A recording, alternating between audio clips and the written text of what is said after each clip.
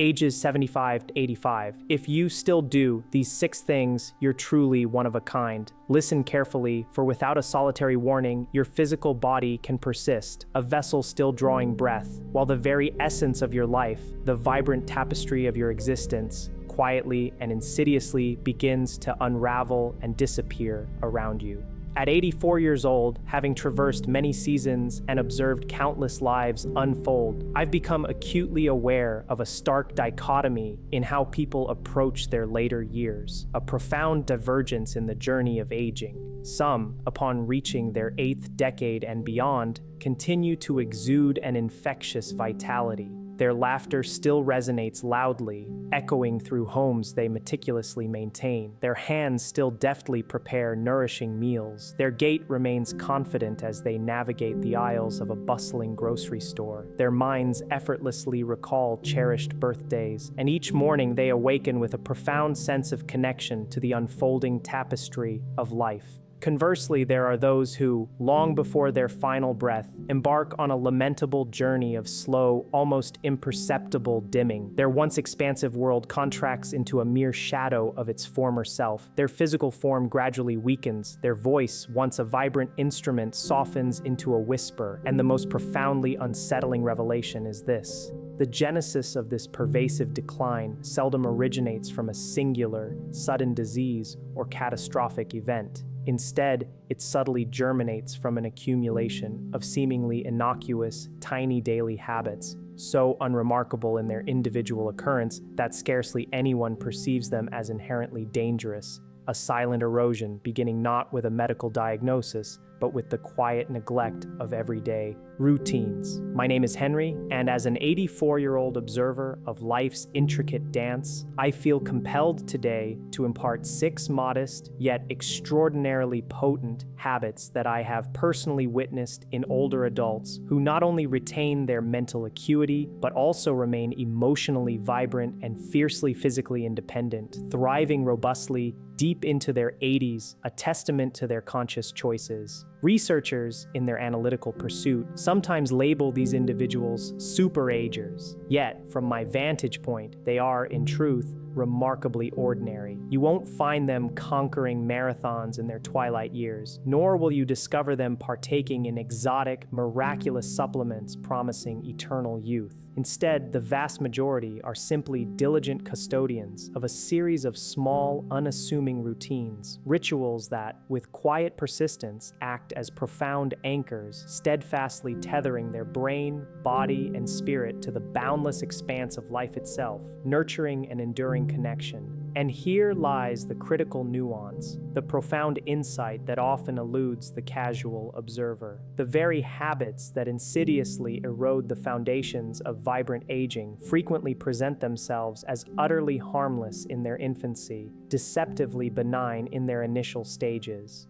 The edifice of aging does not crumble in one cataclysmic fall. Rather, it subtly yet relentlessly leaks away, drop by imperceptible drop, through the gradual neglect of these vital routines. Before we delve deeper into these transformative insights, if the prospect of safeguarding your independence and maintaining autonomy well past the age of 70 resonates deeply within you, I implore you to acknowledge this by liking the video, for a profound truth remains unrecognized by many. They are often oblivious to the insidious erosion of their freedom until a concerned loved one or an external observer begins to notice the telltale signs first. Let us now embark upon the exploration of the first habit, a revelation that, in all honesty, transmuted my own life in ways far exceeding my initial expectations. Individuals who navigate the labyrinth of aging with remarkable grace and resilience, particularly after the age of 75, consciously choose to immerse themselves in the invigorating embrace of morning light almost immediately upon awakening. This profound ritual precedes the ubiquitous flicker of a television screen, bypasses the often draining deluge of distressing news, and consciously thwarts the solitary confinement with the insidious grip of anxious thoughts.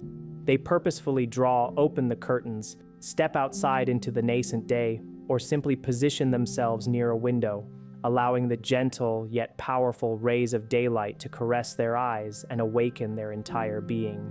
A few years prior, in the somber aftermath of my beloved wife Eleanor's passing, I inadvertently slipped into a truly detrimental routine, a pattern of behavior that was insidiously eroding my well-being without my conscious awareness. I began to sleep later, allowing the darkness to linger, the curtains perpetually drawn, transforming our once bright home into a muted sanctuary until the late hours of almost noon. There were mornings when I would sit in a profound, heavy silence, my gaze listlessly scrolling through the day's headlines, a cup of cold, forgotten coffee clutched in my hand, still shrouded in my robe. And it was then that a subtle, yet undeniably dangerous metamorphosis began to unfold within me. My sleep quality deteriorated markedly, my once reliable energy levels plummeted into an abyss of exhaustion, and my legs, with each passing week, felt increasingly heavy, a burden I struggled to comprehend. One poignant morning, my grandson, with the innocent candor only a child possesses, walked into the kitchen, paused,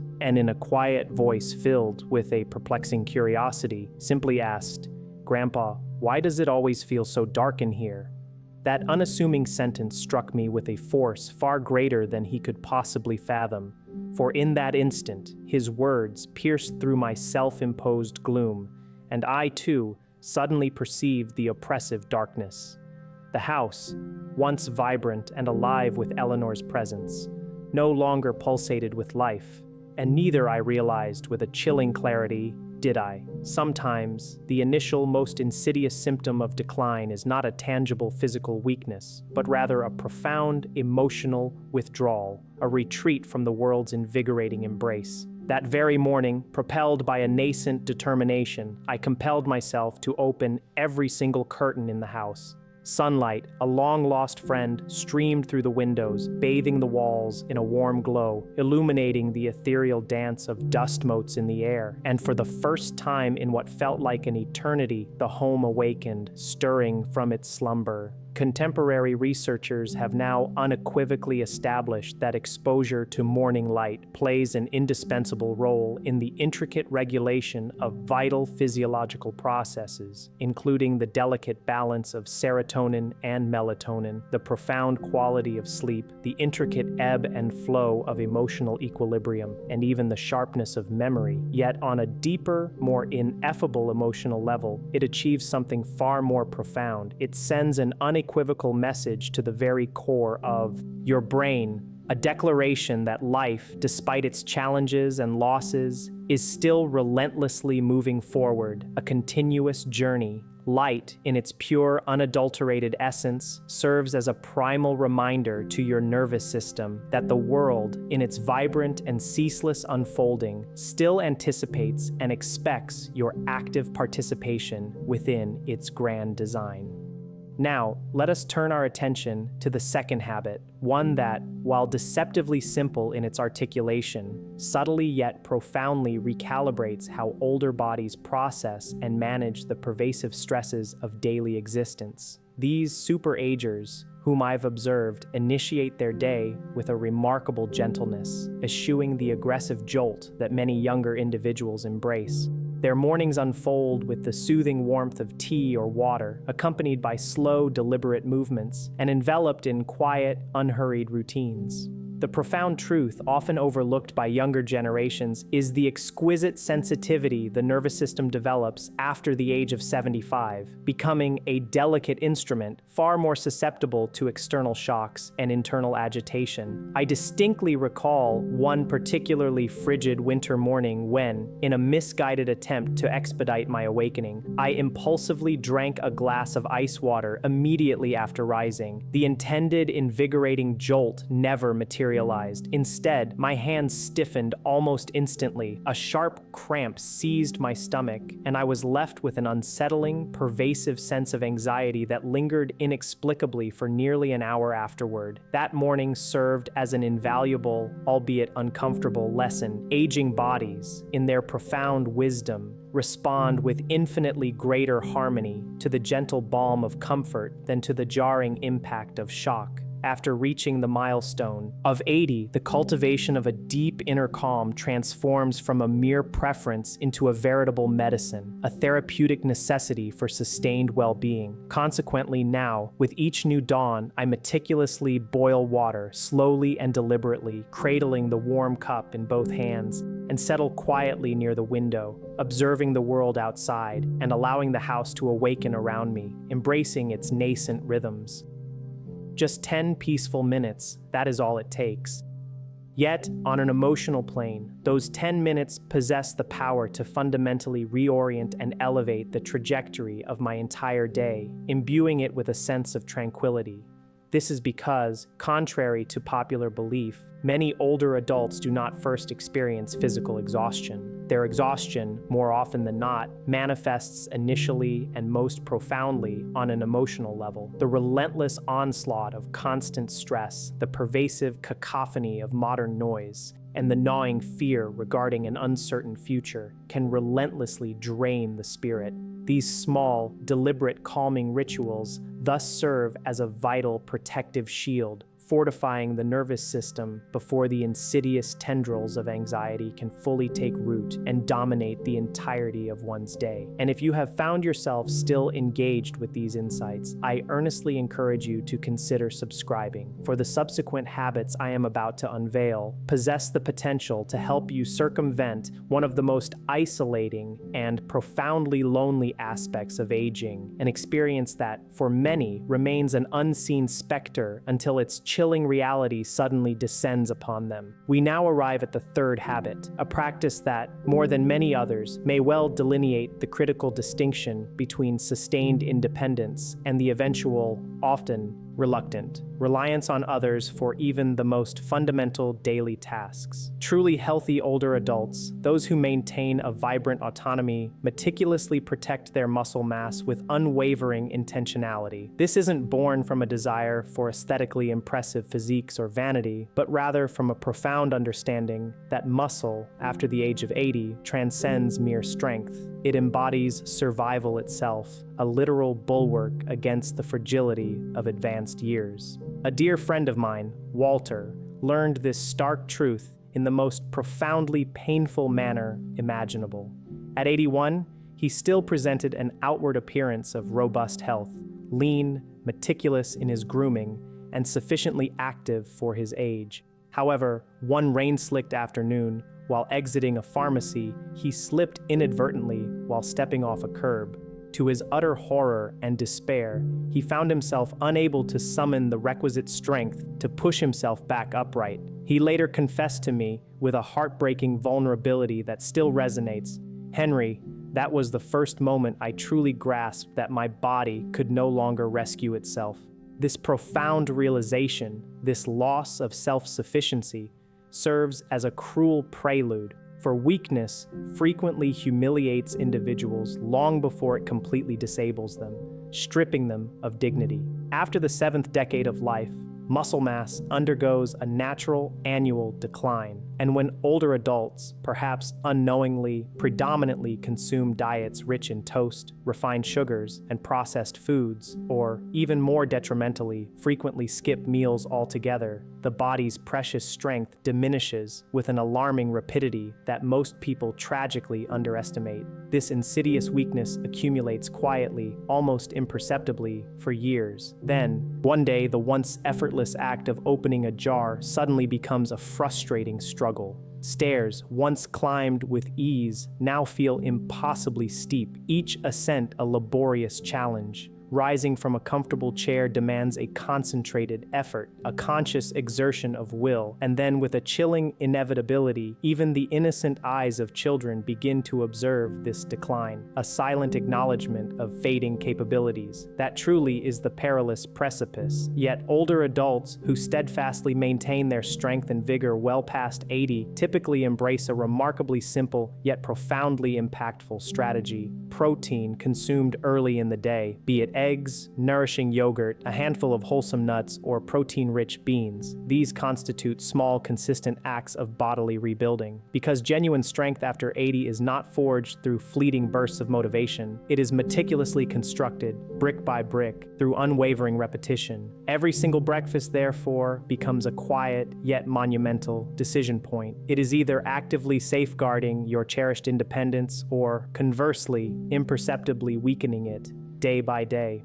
Let us proceed to the fourth habit, a profound insight that, when I first truly comprehended its implications, genuinely astonished me. Individuals who navigate the aging process with exceptional grace and cognitive vitality consistently engage their hands in meaningful activities every single day. This encompasses a vast array of seemingly mundane actions: the careful preparation of a meal through cooking, the nurturing engagement with nature through gardening, the methodical folding of laundry, the deliberate act of writing notes by hand, or the meticulous buttoning of a shirt. These seemingly tiny physical actions, often dismissed as inconsequential, are in fact powerful catalysts, stimulating vast, interconnected regions of the brain intimately associated with crucial cognitive functions such as coordination, memory, and spatial awareness. However, the omnipresent allure of modern convenience, with its promise of effortless living, subtly and insidiously steals these vital movements away from us. The ubiquitous presence of delivery apps, the pervasive ease of frozen meals, the simple convenience of slip-on shoes, and the relentless march of machines designed to perform virtually every conceivable task all conspire to diminish our need for physical engagement. Gradually, many older adults cease to physically participate in the very fabric of life itself.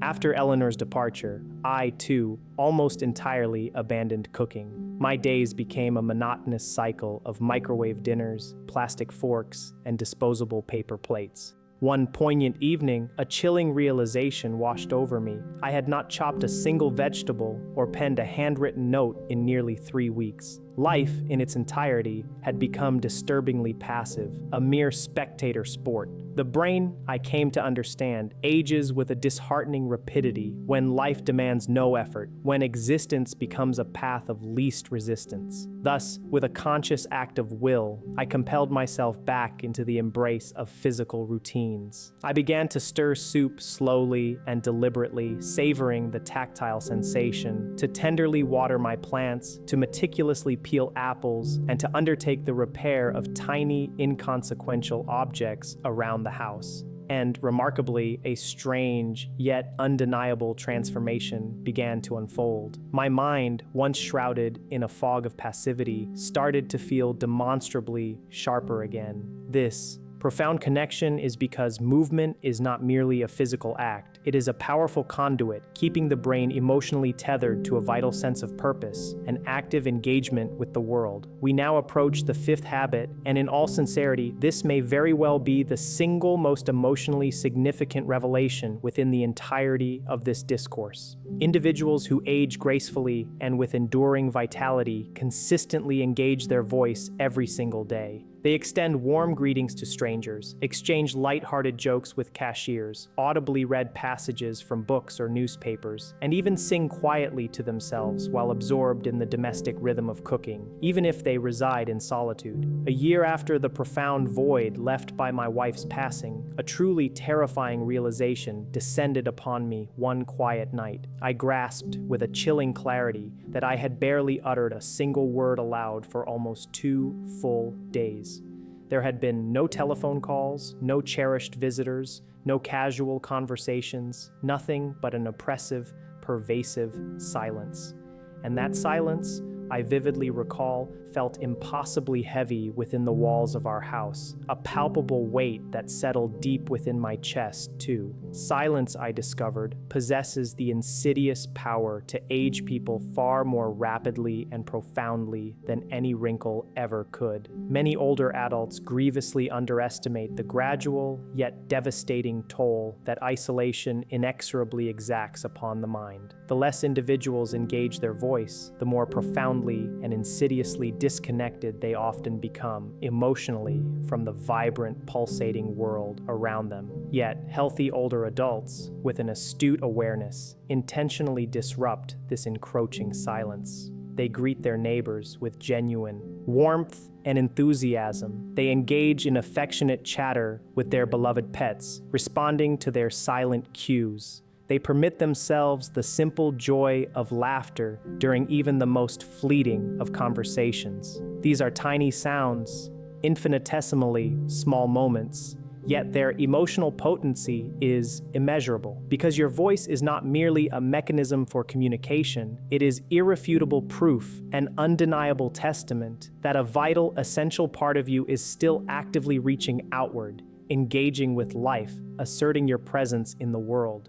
Now, before I unveil the final culminating habit, I once again urge you to subscribe and activate notifications, for the insights contained in the next video may well empower you to circumvent yet another silent, often overlooked mistake that tragically precipitates many older adults into losing their cherished independence far earlier than they ever should. And finally, we arrive at the last, the sixth, and perhaps the most profoundly impactful habit, the one that may matter more than all the others combined. Individuals who maintain an exceptional mental aliveness and vibrant engagement well beyond the age of 80 consistently cultivate the practice of eagerly anticipating something, no matter how small or seemingly insignificant, every single day. This could manifest as the simple pleasure of a favorite breakfast, the quiet joy of feeding the birds outside, the heartwarming prospect of calling their beloved grandchildren, the delightful excursion to a local bakery for a fresh treat, or the communal excitement of watching a spirited football game on a Sunday afternoon.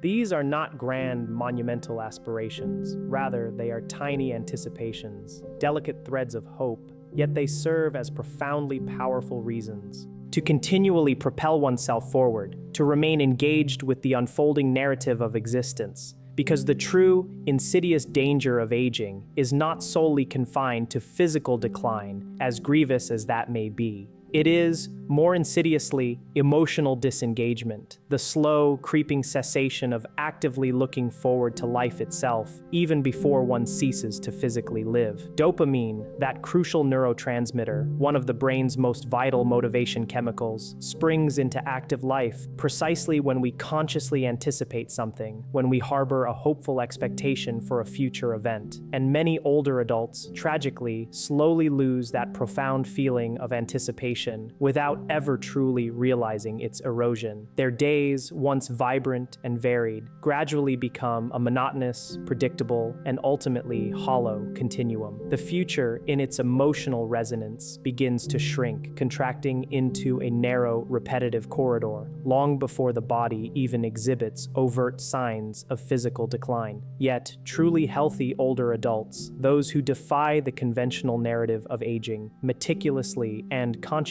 protect this invaluable capacity for anticipation. Because on a deep emotional and neurological level, anticipation is the very tether that keeps the brain profoundly connected to tomorrow, to the promise of what is yet to come. So I implore you to remember this fundamental truth. None of these 6 habits are outwardly dramatic or ostentatious, and that paradoxically is precisely why most people, in their short-sightedness, grievously underestimate their profound power. But when these seemingly minor actions are repeated consistently, day in and day out, over the span of many years, they quietly yet inexorably determine the very trajectory of how you will age, shaping your vitality and your engagement with life. Light, warmth, strength, movement, voice, anticipation, these are not mere suggestions. They are the fundamental pillars of emotional and physical survival after 80, transforming tiny habits into the very architecture of a life well lived. I'm Henry, and I sincerely look forward to connecting with you in the next video.